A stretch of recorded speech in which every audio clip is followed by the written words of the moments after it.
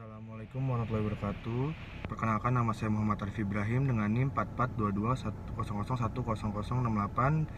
Hari ini saya akan mengerjakan tugas besar 1 Cyberkultur yang memiliki tema tantangan di era digital. Dunia digital tidak hanya menawarkan peluang dan manfaat besar bagi publik dan kepentingan bisnis, namun juga memberikan tantangan terhadap segala bidang kehidupan untuk meningkatkan kualitas dan efisiensi dalam kehidupan.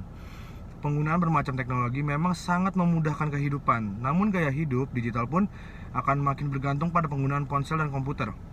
Mengapa begitu? Karena kita lihat sekarang perkembangan teknologi sangat pesat ya. Jadi kita sangat bergantungan dengan yang namanya laptop, handphone, komputer. Tapi kita juga harus bersyukur semua teknologi ini semakin memudahkan kita. Hanya saja tentunya setiap penggunaan mengharuskan untuk mengontrol serta mengendalikannya. Karena bila kita berlebihan dalam penggunaannya, kita akan merasa merugikan juga, dan mungkin juga kita nggak bakal memaksimalkan penggunaan teknologi tersebut. Perkembangan teknologi yang begitu cepat hingga merasuk di seluruh kehidupan sosial masyarakat ternyata bukan saja mengubah tatanan kehidupan sosial, budaya masyarakat juga, tapi dan politik itu juga berpengaruh dalam kemajuan teknologi.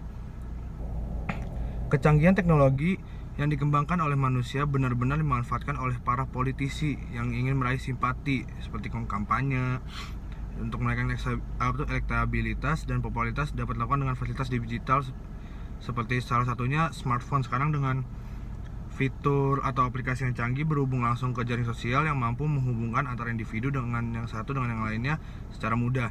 Atau satu kelompok dengan kelompoknya juga mudah. Bahkan antar negara pun juga mudah sekarang.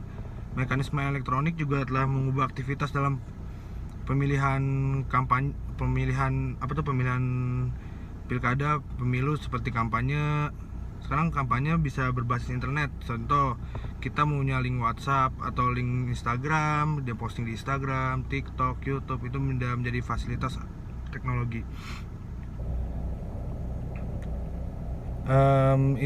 Hal ini juga menjadi fasilitas bagi para kandidat dan partai-partai politik sebagai sarana yang cepat dan mudah untuk mengirim pesan kepada audiens, yang memungkinkan mereka untuk merekrut para sukarelawan kampanye dan menggalang dana kampanye. Penggunaan media digital smartphone yang terhubung dengan jaring sosial sangat efektif, terutama menjangkau masyarakat muda yang seringkali merupakan segmen masyarakat yang paling sulit untuk dilibatkan melalui strategi konvensional. Kalau anak muda kan lebih suka memakai itu sosial media kan, jadi para kandidat yang akan dipilih itu lebih ke mau menargetkan anak muda itu dengan cara menyambungkan dirinya itu ke teknologi, ke arah internet, karena anak muda sering banget menggunakan internet. Sisi lain dari wajah baru kekuasaan politik di era digital juga dimanfaatkan sebagai alat penyebaran ideologis secara sistematis untuk mencari dukungan dan sekaligus perkembangan nilai-nilai ideologis itu. Di sisi lain juga untuk mesin-mesin propaganda, bagaimana politisi berusaha untuk mempertahankan kekuasaan dengan menampilkan citra baik dan mengumpatkan citra negatif untuk mendapatkan dukungan dari publik. Lagi banyak banget tuh ya kasus-kasus seperti itu ya, di depan layar dia sangat baik, ternyata di baliknya banyak masalah juga. Dalam bidang sosial budaya, era digital juga memiliki pengaruh positif dan dampak negatif juga sih. Seperti kita anak muda harus punya tantangan nih buat memperbaikinya. Kemerosotan moral di kalangan masyarakat, khususnya remaja dan pelajar, menjadi salah satu tantangannya tuh. Sosial budaya yang serius, pola interaksi antar orang berubah dengan kehadiran teknologi era digital seperti komputer, terutama pada masyarakat golongan ekonomi menengah ke atas. Komputer yang disambungkan dengan telepon telah membuka peluang bagi siapa aja untuk berhubungan dengan dunia luar tanpa harus bersosialisasi secara langsung. Dalam bidang pertahanan dan keamanan, penggunaan teknologi di era digital juga berperan dalam membantu pertahanan dan keamanan sosial. Contohnya lembaga militer diantaranya telah menempatkan teknologi informasi sebagai salah satu senjata yang mendukung kekuatan dan persatuan organisasi. Sejalannya dengan kekhasan organisasi militer yang selalu menuntut kecepatan dan ketepatan informasi sebelum mengambil sebuah keputusan, pengrumusan strategi, penerapan teknologi digital sangat mendukung program tersebut. Teknologi informasi berpengaruh pada perubahan strategi militer. Tantangan dalam pertahanan seperti menghadapi ancaman dari luar yang bersifat maya. Sekarang kan banyak banget ya kasus-kasus undang-undang ITE itu digital, banyak sekali ya.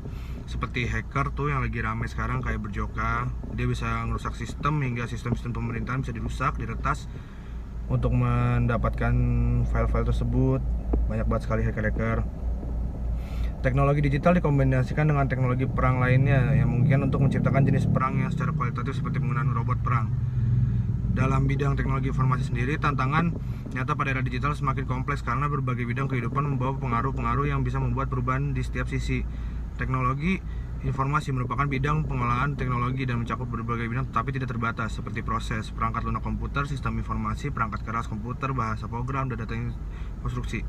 Setiap data, informasi, atau pengetahuan yang dirasakan dalam format visual apapun melalui sistem mekanisme distribusi multimedia dianggap bagian dari teknologi informasi. Teknologi informasi memfasilitasi bisnis dalam 4 set layanan inti untuk membantu menjalankan strategi bisnis. Proses bisnis otomatisasi, memberikan informasi, menghubungkan dengan pelanggan, dan alat-alat produktivitas. Tantangan dalam bidang teknologi informasi sangat banyak, seperti memecahkan suatu masalah, membuka kreativitas, meningkatkan efektivitas dan efisiensi dalam melakukan pekerjaan. Sekian itu aja sih untuk tugas besar 1 cyberculture ini, kurang lebihnya mohon maaf. Terima kasih. Assalamualaikum warahmatullahi wabarakatuh.